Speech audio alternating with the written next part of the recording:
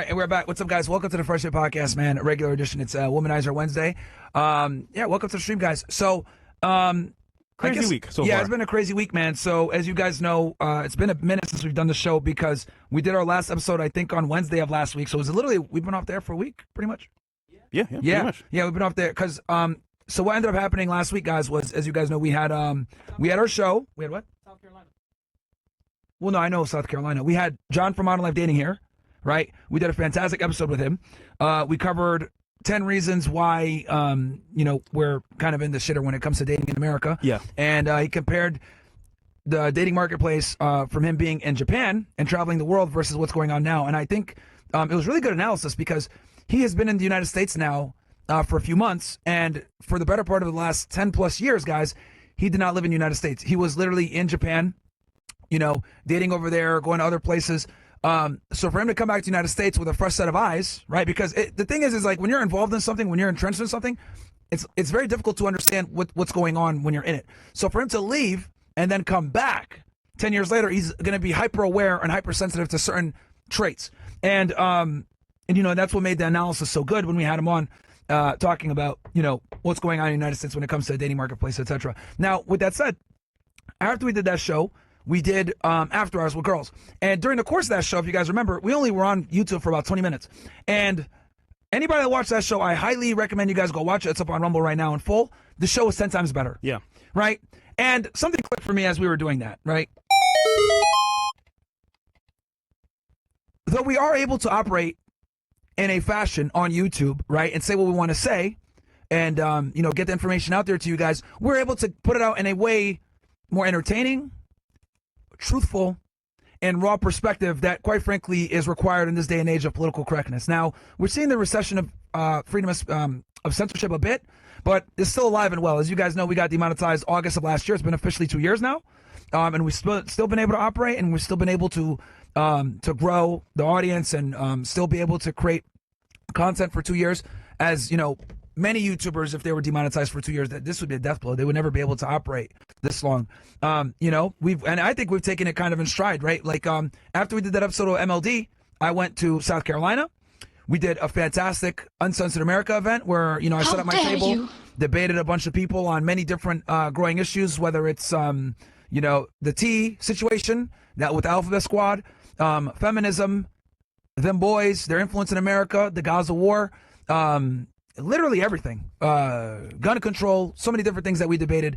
And, as you guys know, the channel is growing. The topics that we cover are growing. We still obviously have our red pill essence with dating and male self-improvement, but, we're diversified. We're able to get into teach you guys how to buy a car. Last Monday, we showed you guys how to, deal with the car market, right? We teach you guys about what's going on in world conflicts, right? I did a whole extensive piece just now where we covered Russia, China, and India basically collaborating with each other to, become the new world power, right? China's really fighting for influence right now. We talk about the Israel war. I told you guys what's going to happen when it comes to Iran. We're more than likely going to be in a war with Iran here probably before the end of the year. So Fresh and Fit has been able to really diversify and change things up as the times change, but we still are able to keep our raw essence, which is what, that red pill lens applied to different things, whether it's news, women, finances. We tell you guys the truth about what it is. Now, obviously telling the truth comes at a cost, right? Number one, they don't want you guys to know this shit. Number two, the more knowledgeable you are about certain topics, the more it becomes a danger. And quite frankly, your ability to speak freely is 100% contingent upon your influence. If you're highly influential and you're growing too fast, but you're not saying the right things, they clip your wings. Yeah. They did it to us. They did it to Andrew Tate. They did it to Pearl, etc.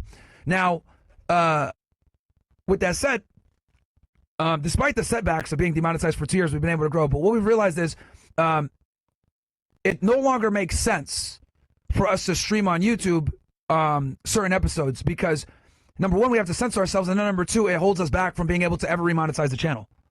So that's kind of why we've decided, look, we're going to stream the dating shows on Wednesdays, the call-in shows on Fridays, and the after hours only on Rumble and Kick, right? And Rumble was with us from the beginning anyway. So we've been telling you guys for 2 years now that Rumble is the home base.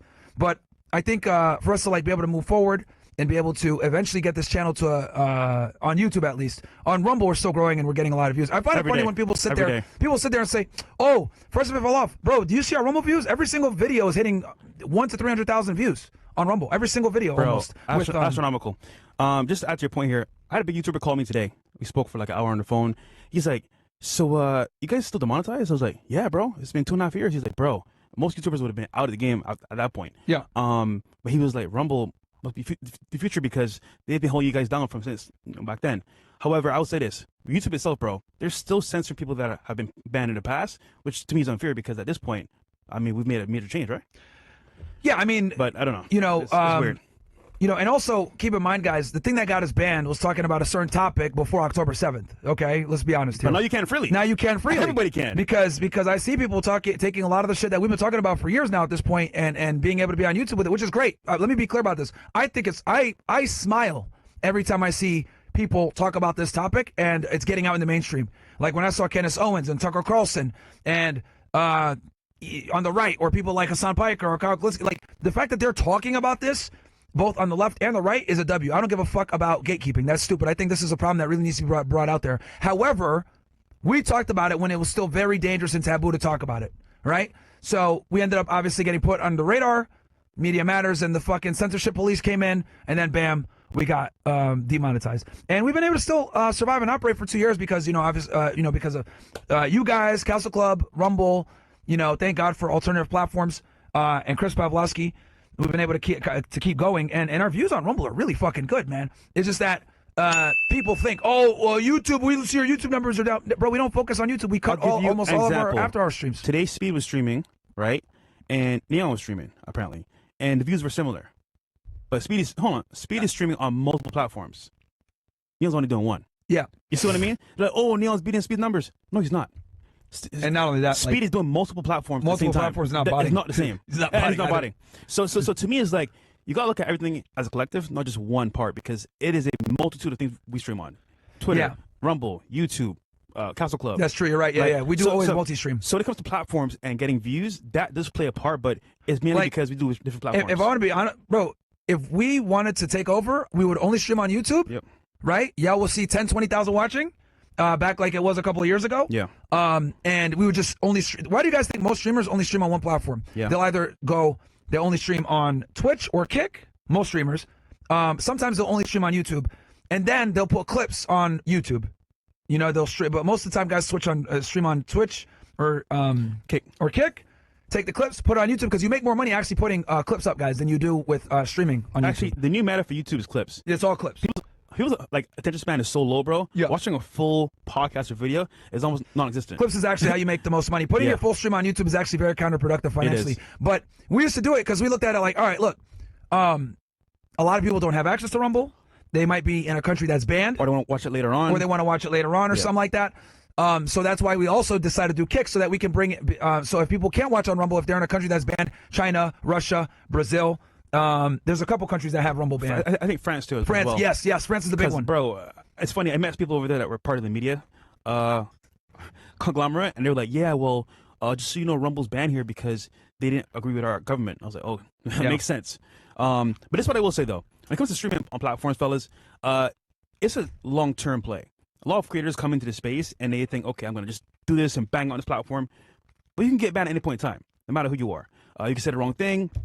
Do the wrong set of things, and people say you broke the guidelines. Whatever time you leave the company, you can actually kind of like go against their guidelines, which means you're subject to losing your channel or your platform. So as a result, if you're smart about it, you can say, okay, if I'm going to be here for a 5-year run, I need to plan this accordingly. And for us, it was long term. So Rumble was the best answer, and of course the best platform, because at the end of the day, fellas, you can say what you want, when you want, how you want, with actually no repercussions at all. So to me, it's the best win. The Rumble ecosystem with Rumble alongside locals, right, which for me is OSS and for him Common Sense Gang, and then also Castle Club. Yeah. Like that is what's allowed us to continue doing what we're doing, and honestly, it allows us to make better content because you guys know when I cut to OSS or if I'm doing like even when I do Rumble Kick only, and I cut YouTube, I'm able to it's like a fucking big ass weight off your shoulders, right? Yeah. So and I'm able to say what it is, and then the other thing too, bro, is like I've learned this as well, and I think you guys have kind of caught on to this. It's very clear, right, that community guidelines are enforced on certain people versus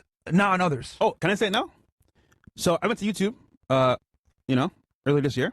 Oh shit! And you want to talk about this? Fuck it, we're live last on YouTube, right? Oh, for this type of content. Yeah. So I'm gonna say it. So I went there.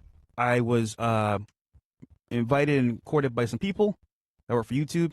Very nice people, but of course, this is not a nice situation because we've been banned for 2 years. What's going on? What can we do to fix the issue? We're able to work people. Yeah, we try to resolve with them and adjust as we need to adjust, but something is not fair there. And the gist of it was just being transparent here, because you guys we're taking the other road, which means, for example, because you don't get the same treatment as other creators. Wow.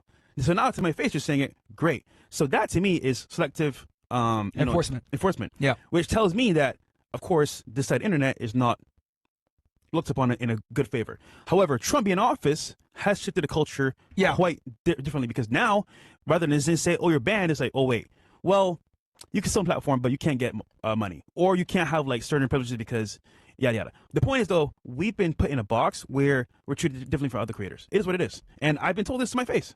I can't believe you told him that. Yeah. So it's unfair. No. They should know though. You're right.